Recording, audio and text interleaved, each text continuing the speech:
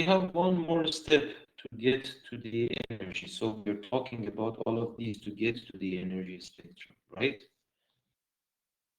Using the two-point correlation, you can define scales quantitatively. How? I can define L11, which is a tensor, a function of x and t, and it is nothing but uh, integration of R11 over R11 at 0, let's say, displacement. So in here, the E1 is the unit vector along the x1 coordinates. Just consider one snapshot. When I'm talking about a snapshot, it means that you are removing t from everywhere. Okay, consider one snapshot like this. I have an eddy that travels with the flow. Okay, so you are having two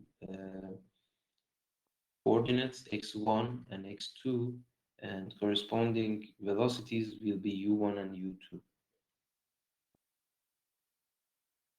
I don't know where is this eddy, but it is embedded in this snapshot. Okay, the results from this equation gives me a quantitative estimate of what is the general size of this eddy that is traveling inside this snapshot. I may not be able to see this eddy like you are not seeing it right now.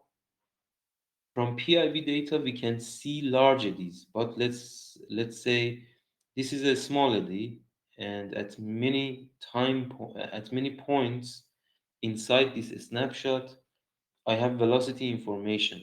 So these points that you're seeing in here, I have all the velocity information, u1 and u2 at every single point. So what I do is now I select one point, and then I want to calculate the correlation of this point with other points along only x1 direction, only x1 right now. Of course, when I go to a different point, so this different point could be in here, uh, this x vector that you see will change, right? And if I go to different snapshots, meaning that I change the time, t will change. So for a certain single selected point, meaning that this point in here, single selected point, and for one snapshot, meaning that your uh, x vector is fixed again because a single selected point, your t is fixed again. So everything is fixed, only you have the r, right? It is only a function of er, e1r. So I basically calculated the autocovariance along x1 direction and take the integral of this. So autocovariance, take the integral of it, and the denominator in here is for normalization again. Actually, this R11 is the correlation at zero separation. So R11 at zero will be the just the variance, the same as in autocorrelation function you saw just the minutes before. So when I get what I get from the calculation of this equation is the length scale information along x1. Length scale information along x1 direction, L11. And the L11 unit is in meters. Again, I can calculate, for example, L22, L33, or any other combination, L12, L21, some uh, other stuff. So let's see this or apply this in a real data, for example. Um, Back in my PhD, I did two-dimensional PIV in the wake of some regular grids or conventional grids and fractal grids as well. So consider right now I have a regular grid attached to a wind tunnel. You see the grid, it is attached. And I did the PIV, two-dimensional PIV. It is similar to what you see in here, but I actually got this image from some papers, and this is the source of the paper. But what I did was similar to this case. So I did PIV at the downstream of a grid, regular grid and fractal grid. Just consider the regular grid. It's a grid like this, so there are the equally spaced squares in a regular grid, and I put a laser plane and I took PIV images. For example, if I cut this grid from here with my laser, I got some data. So it was adjacent to the grid, in the vicinity of the grid, and I got these shapes, for example. So at some points you are seeing some jets, and at some point you are seeing some wakes, because in between two bars, in between of these two bars, you have a jet flow, and uh, behind the bars you will see some wakes. Okay, so this pattern, these two patterns are the ensemble average of 1,000 snapshots that we considered here as one snapshot, because this is the actually mean flow, average flow. But just consider that if it is one snapshot of instantaneous flow and it's like this, we are having similar to these snapshots. Um, we export velocity data along the vertical and horizontal lines that are shown in here. I don't know if you can see. This is a vertical line. This is the horizontal line. Okay, I just export the velocity data, and then I had, for example, that file, data file, and in that file, in this dat file, it has four columns: X, Y, U, and V. Okay, so I exported this dat file, and along 200 points, for example, each line consists of 200 points, and then in MATLAB I use the commands autocore U and autocore V. And then what I got are these results. Okay, all of these results are obtained from MATLAB. And you can see um, these are different correlograms, okay, and different information can be obtained from these. And what I was telling you about the first zero incidents that you had some in some slides before, what Kolmogorov defined about the integral length scale. The first, the correlogram coincides with zero, is meaning these points. Okay, this point and this point.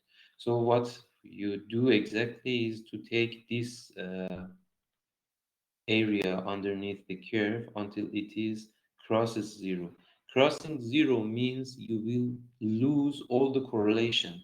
Okay, so it means that you have some correlation from zero lag until, for example, 45 or 50, and then after this you will lose your lag, you will lose your information. Okay, so it means that whatever from 0 to 45 is correlated with itself. So it means that whatever you have in here represents one eddy to you. Okay, this is an example. Now we know that when the turbulence is homogeneous, statistics are not a function of x anymore, right? Because homogeneous means that everything is homogenized. So all the statistics are not will not be a function of uh,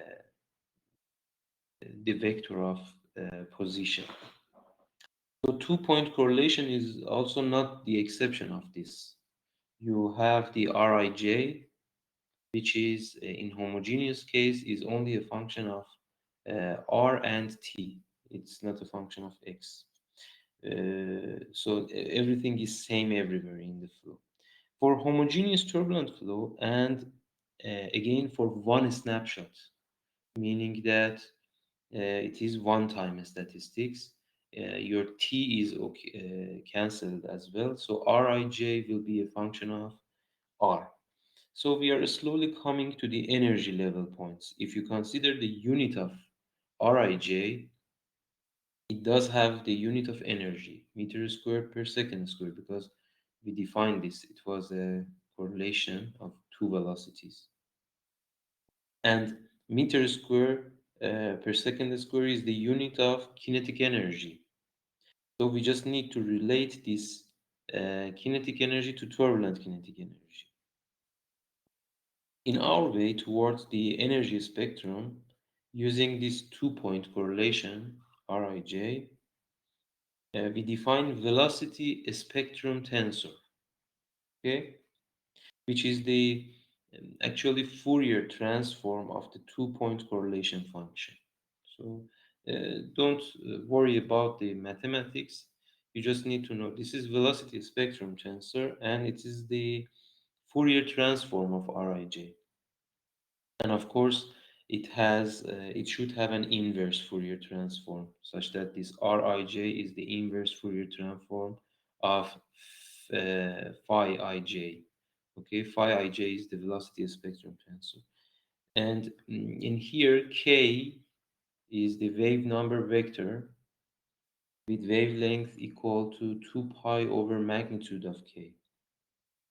So it is a bit confusing, I know, but let's find first the unit of this phi ij, which is a function of the, let's say, wave number and time. Uh, you know that this e to the power of I something, e to the power of ia, is actually cosine of a plus I times sine of A, right? You remember this. So these are all angles. So there is no unit for them. Radian is doesn't have any unit. So this is unitless. It is one, and the uh, wave number means how many waves we have in a space. Okay, um, the wave number along each direction is not necessarily the same. So we can have three different wave numbers. That's why it forms a vector. So let's go back in here. You have the Rij, which we said it is energy, and you have this dr, which is again a distance. So the unit of phi ij is meter cubed over s time squared.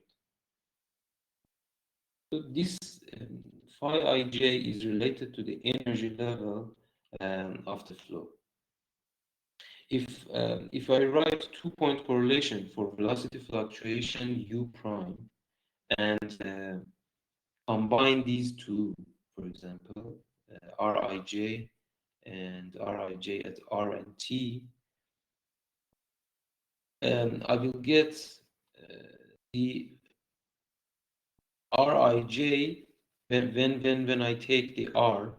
I mean, there is R equal to 0. I mean, there is no spatial separation. I will obtain Rij at 0 and T.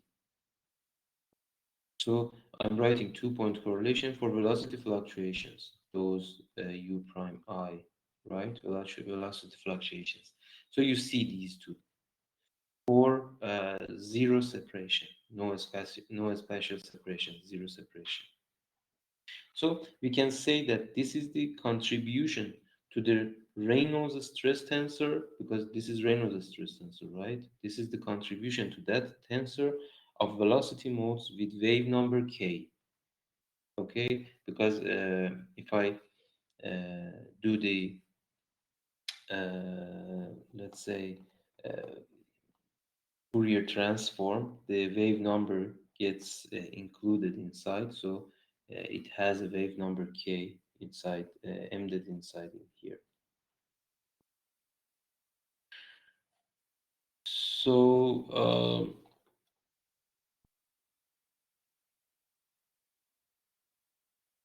actually, the mathematical representation of that is the Fourier mode, which is e to the I k times r. So this is the mathematical representation of that thing. The most important thing is the trace of Rii, or trace of Rij, let's say. The trace of this, meaning that it's first of all at one time, so it's a snapshot, T is not there, there is no separation, so uh, R is equal to 0, and you need to calculate the correlation of point with itself, meaning that there is no separation. So when we write Rij for the velocity fluctuations like this, you know that Rij is a tensor, second order tensor. Then the trace of this is actually the diagonals, right? These three diagonals, summation of these three diagonals. The summation of these three diagonals is actually twice your turbulent kinetic energy. So from what you have in here, you can write the RII at 0 and t, which is equal to ui prime squared bar, which is equal to 2 times your turbulent kinetic energy.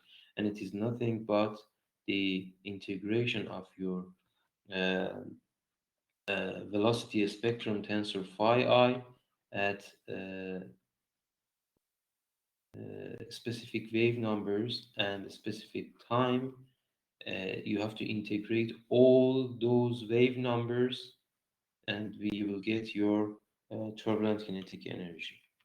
So from this, we mm, finally define what we call an energy spectrum function. First of all, you have to note that this phi ij is a complex function because it has this I inside, right? E to the minus I k times r. So when you define the energy spectrum function, which is the integration of again phi and half of it, why half? Because you saw that that it is actually twice your turbulent kinetic energy. So half of this, and this delta is the chronicle direct delta function, chronicle delta function. The value of the ek and t is a real number, and it is non-negative. It's always positive number. So if you take the integral of the energy spectrum function, meaning that the integral of all of these will be equal to half of RII's at zero displacement, and function of a snapshot, and it is equal to your turbulent kinetic energy. In words, if I want to say, it is the contribution to turbulent kinetic energy, K, this K, turbulent kinetic energy, with all modes with wave number magnitude of K. So this is the wave number magnitude. So we have seen the governing equation of K before. We just saw those equations. And whatever this energy spectrum is, if you take its integral, if you take its integral, the whole thing,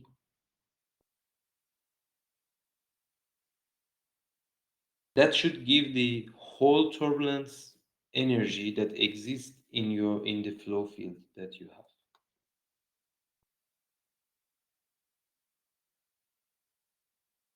Okay, so if you uh, plot this E, EK versus K, I mean, right now you're seeing the log plots. So you are plotting the logarithm of EK and logarithm of K. If you plot these two, it means that you get rid of time because we're talking about a certain snapshot right now, just one snapshot. Generally, we have something like this distribution, which is called the energy spectrum. So, energy spectrum of turbulence is something like this. And this k, or you have the wave number, actually is related to the eddy size, because eddy size, inverse of eddy size will be its wave number. And the distribution of energy among the scales is the last information that was missing in our uh, discussion. This is not a random sketch, though. Okay, this is a typical distribution of energy in a turbulent flow. Now, um, after having this, I know everything about the turbulent flow. So, first of all, I have to remind you some notes on the wave number and eddy size. So, you know that the unit of the wave number is 1 over meter. So, the inverse of that will be meter, which is the eddy size. So, what does this mean? You know that if you look at the waves like these, the wave number quantifies how many number of waves do exist in 1 meter, or in the above figure in one wavelength. Wavelength is the lambda. Okay, so let's consider wave as an eddy. If I have a small eddy, I can fit many of these small eddies within 1 meter. So the wave number will be large. If I have big eddy, then uh, less number of this that those eddies can fit in 1 meter. So the wave number will be small. So how many number of waves mean meaning how many number of eddies are packed in 1 meters. We call this wave number because it's mathematically related to cosines and sines. But in turbulence aspect, when we say wave, we are referring to eddies. So let's go back to the spectral distribution that I showed to you. So the energy in the spectral distribution is maximum at large eddies, energy containing range. Then it drops with a certain rate. You see this certain rate. It drops with this certain rate in here in the inertial subrange.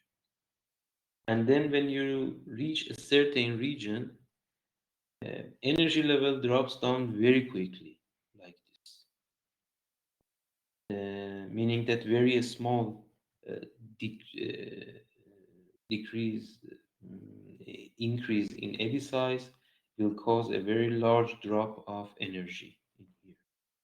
So this is where the energy is getting dissipated.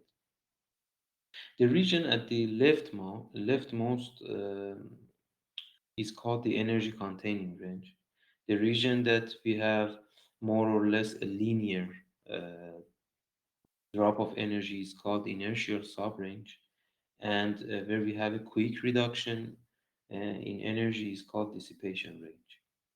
And following the Kolmokov's first hypothesis, we know that the inertial subrange is governed by only the dissipation rate. So in the inertial subrange, you should only have the dissipation rate, while the dissipation range is governed by dissipation rate, and also viscosity. So viscosity is somewhere. inside in this psi function. So we can show that in the inertial subrange, the energy spectrum function Ek is equal to some constant c times epsilon to the power of 2 over 3 times turbulent kinetic energy to the power of minus 5 over 3. This is a very important number. Okay. While in the dissipation range, it is again epsilon to the power of 2 over 3 k to the power of minus 5 over 3 times psi of k eta. Okay, it is called the compensated Kolmogorov spectrum function, this psi. And right now we don't have to be worried about this. This term, as I said, actually it involves the effect of viscosity within itself. So the fact that in the inertial subrange, energy decay is proportional to the wave number to the power of minus 5 over 3. Okay, wave number to the power of minus 5 over 3. Is this really true in experiments? So I can calculate this EK. I can get 2-point correlations and then Fourier transform and then Bij, and at last I will get to this EK, which is the energy spectrum. The question is this slope minus 5 over 3 true or not? What people did over many years, over many different variety of flows, like channel flows, pipe flows, turbulent boundary layers, wakes, jets, free shear flows, atmospheric boundary layers, or even in the laboratory, for almost 80, 90 years, uh, they they did different experiments. And there is a figure in Pope's book, it's figure 6.14. If you plot all of those data which were obtained at different experiments, everything falls on top of each other, as you can see. For more complicated flows like in turbomachinery, where we have rotor and stator interactions or fractal grid turbulence, we are still not sure that this is the case, that the energy decays with this rate, with this minus 5 over 3. We need to know how fast energy decays because at the end of the day, I have numerical simulations. I need to model this energy decay, how energy is being lost, how fast is it's being lost. This is where we have Kolmogorov minus 5 over 3 spectrum. And this C value in here is around 1.5 from many experimental data. So it's called the universal Kolmogorov constant. This is like a fundamental rule in turbulence, and in most of the turbulent flows, unless otherwise proven, this energy decay rate is minus 5 over 3 in the inertial subrange, actually. The energy is cascading to the smaller eddies at this rate, minus 5 over 3. And no matter what the flow is, you see many, many different experiments in here. So as we said before, in the energy containing region, in here, the level of the energy is the highest and is very heavily geometry dependent. If you check the curve, you see that all the different data set collapses in the inertial subrange. So see, these are the energy containing ranges with different values, but after this point until here, you will see the all the data collapses. Because the eddy and its energy level in the boundary layer in the ocean is not the same as in the wake of a rocket, right? It's geometry dependent, but Once the cascade process proceeds to smaller eddies in the inertial subrange, things converge. Everything will be the same. There is also a reverse cascade, which in which the energy is transferred from small eddies to large eddies, and it does not happen in average sense, but it could be present instantaneously, and we call this as backscattering.